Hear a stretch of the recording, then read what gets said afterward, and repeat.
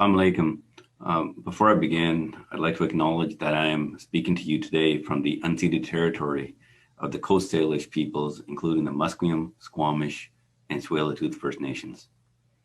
I would also like to thank the Al Sajjan Education Foundation and the LGM Masjid and countless volunteers for organizing tonight's memorial to honor the victims and their families of the Quebec City Mosque attack. Thank you to Mufti Asim Bilal and to Haroon for taking leadership roles to actively fight and address Islamophobia. I would also like to acknowledge my colleagues from the Lower Mainland, Minister Carla Quattro, Member of Parliament of Dhaliwal, Ken Hardy, and Randeep Sarai for their engagement with the Muslim community and their continually presence in community partnership and local representation that they always create. I'd also like to thank my colleague and very good friend, Honorable Bardish Chagger, Minister of Diversity, Inclusion, and Youth, for joining us today, all the way from Ontario, in remembrance of a very important day. And thank you for your leadership and your guidance on tackling such difficult issues. As we think of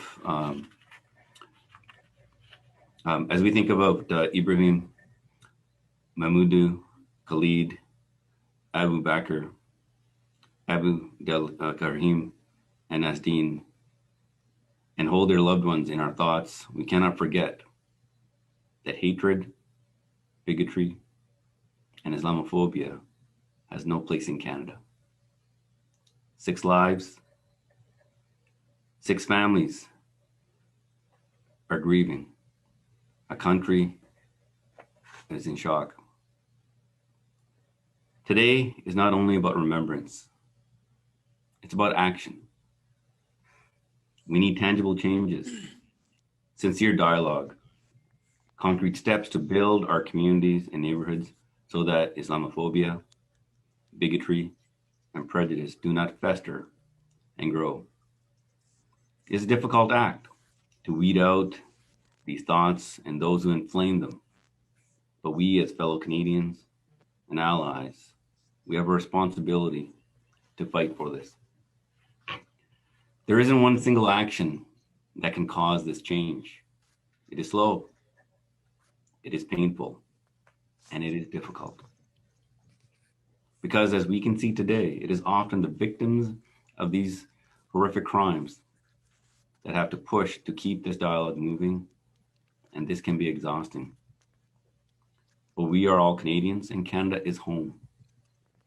The diversity in our community, in our country, makes us stronger, but we have to fight for it every single day.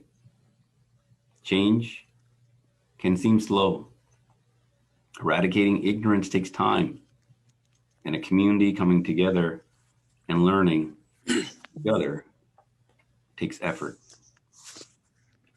Regardless of how long it takes or the effort that will be needed, we will not rest until the visceral hate is eradicated from our society, because we will do this together.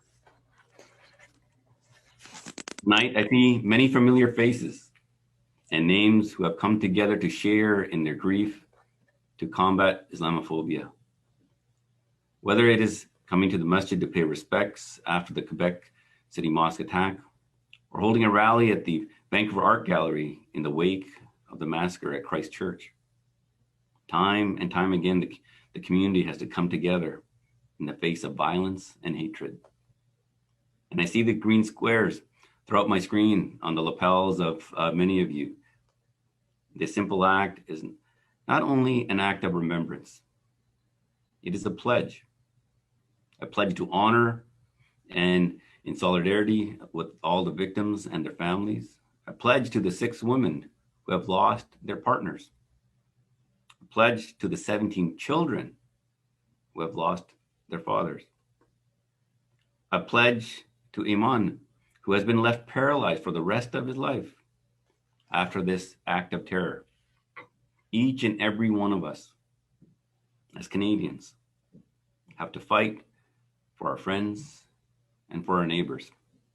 to stand up against Islamophobia whenever and wherever we see it, to call out innuendos, insinuations, and bigotry, and to listen and to learn from each other's experiences.